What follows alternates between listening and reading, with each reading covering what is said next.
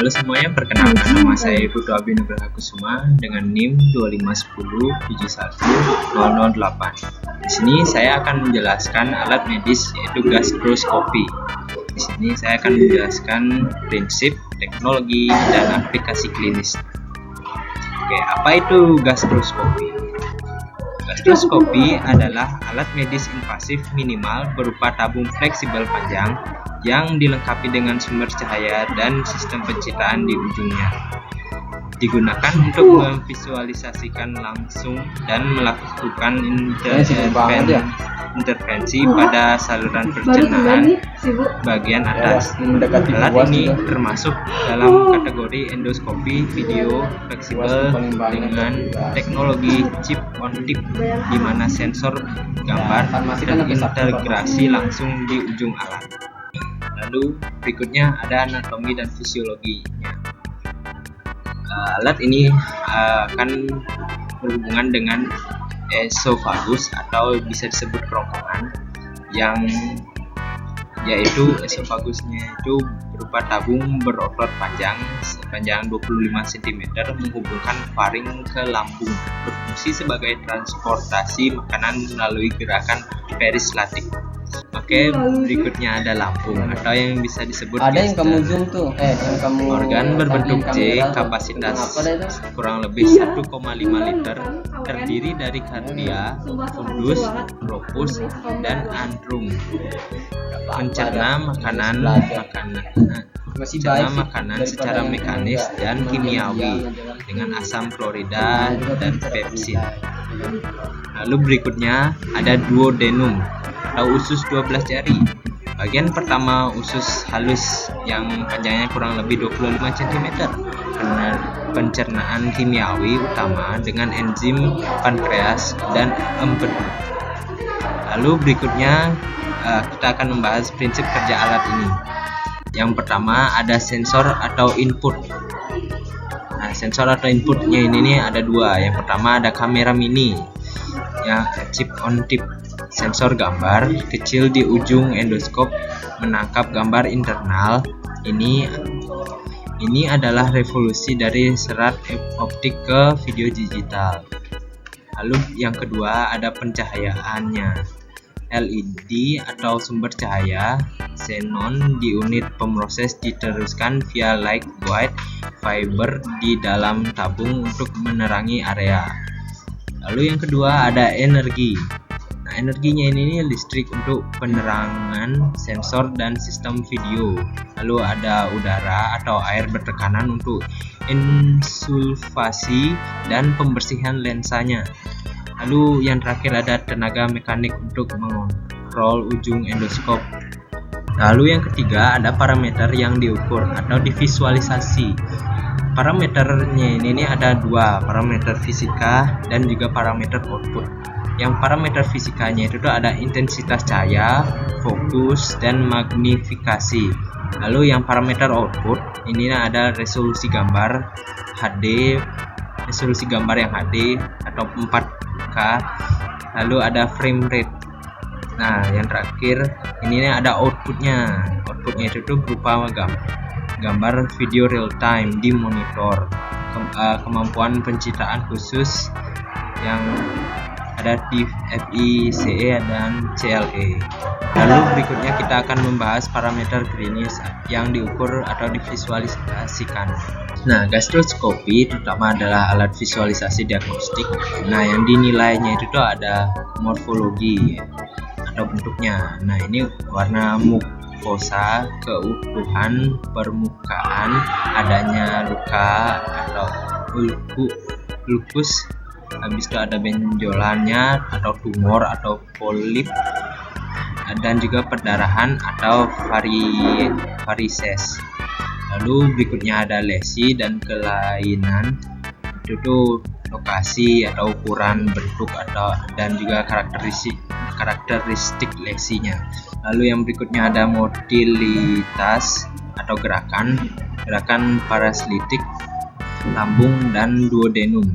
Lalu berikutnya ada parameter terkait tindakan ini ada 3, ada biopsi, pengukuran pH atau impedensi, lalu ada hasil terapi. Nah, Biopsi ini pengambilan sampel jaringan atau analisis patologi. Ini menilai sel di mikroskop. Nah, berikutnya ada pengukuran pH atau impedensi dengan probe khusus untuk reflux asam. Lalu yang terakhir ada hasil terapi, konfirmasi pengangkatan polip dan juga penghentian pendarahan dan juga yang lainnya. Lalu berikutnya ada aplikasi klinis dan contoh kasusnya. Nah, aplikasi klinisnya ini nih berupa diagnostik kasus pasien dengan dispepsia, menahun, nyeri ulu hati, kesulitan menelan dan muntah darah. Dan juga pengaplikasiannya ini mencari sumber masalah, mendiagnostik gastriksi, ulkus, pepticum, reflux gastroesophageal atau bisa disebut GERD, dan juga kanker lambung atau esophagus. Lalu celiac disease, varices, esophagus. Lalu ada terapeutik atau intervensi. Kasus pendarahan, kasusnya ini nih berupa pendarahan aktif dari ulkus lambung. Lalu pengaplikasiannya ada hemostasis dengan injeksi adrenalin clip atau bisa disebut hemoclip, atau juga bisa menggunakan koagulasi elektrik. Lalu kasusnya itu juga ada ditemukan polip selama screening. Lalu pengaplikasiannya bisa polipektomi, pemotongan polip untuk pencegahan kanker. Lalu pengaplikasiannya lainnya bisa juga dengan pelebaran struktur, dilatasi, pengangkatan benda asing, pemasangan selang makan atau bisa disebut PEG.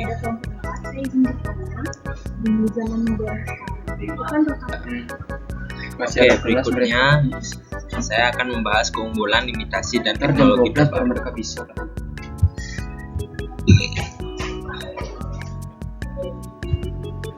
Keunggulannya dari alat endoskopi ini minimal invasif, tidak ada syarat bedah, digunakan langsung dan akurat. Mata dokter masuk ke dalam organ, seperti itulah modelnya. Habis itu terapi sekaligus, bisa langsung melakukan tindakan saat ditemukan masalah, dan juga relatif aman komplikasi serius jaringan. Dan berikutnya limitasinya invasif terbatas. Ya, prosedurnya jelas tidak nyaman. Siapa juga yang nyaman dengan hal kayak gitu?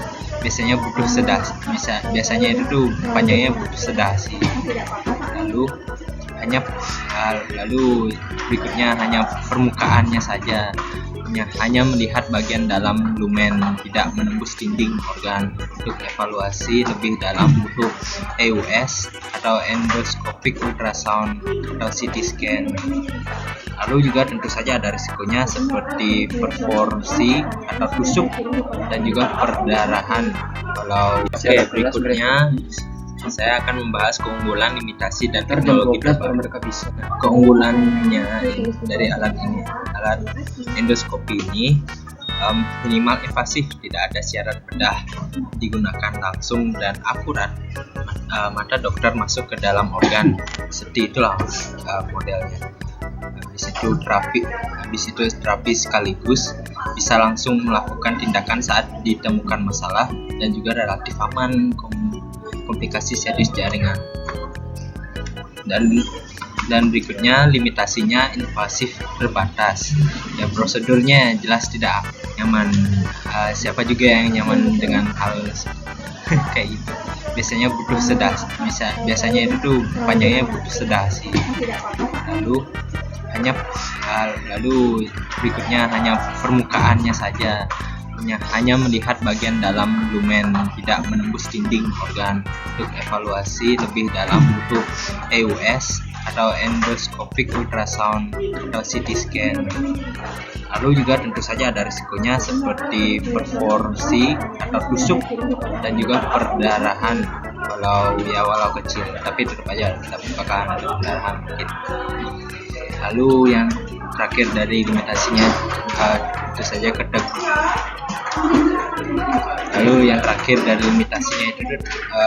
ketergantungan operator. Hasil sangat bergantung pada keahlian endoskopinya, keahlian yang menggunakan endoskopinya. Dan juga berikutnya di teknologi terbarunya ada endoskopi kapsul tertelan yang mengambil gambar secara nirkabel. Unggulannya ini tanpa selang, nyaman, tapi limitasinya tidak bisa biopsi atau terapi gerakan pasif. Lalu berikutnya ada endoscopic ultrasound atau EUS, menggabungkan endoskopi dengan USG untuk melihat lapisan dinding dan organ sekitar seperti pankreas, kelenjar getah. Lalu berikutnya ada narrowband imaging atau NBI dan teknologi pencitraan tingkat lanjut.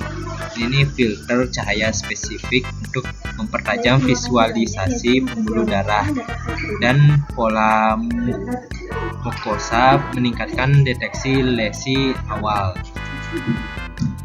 Lalu endoskopi robotik dan AI.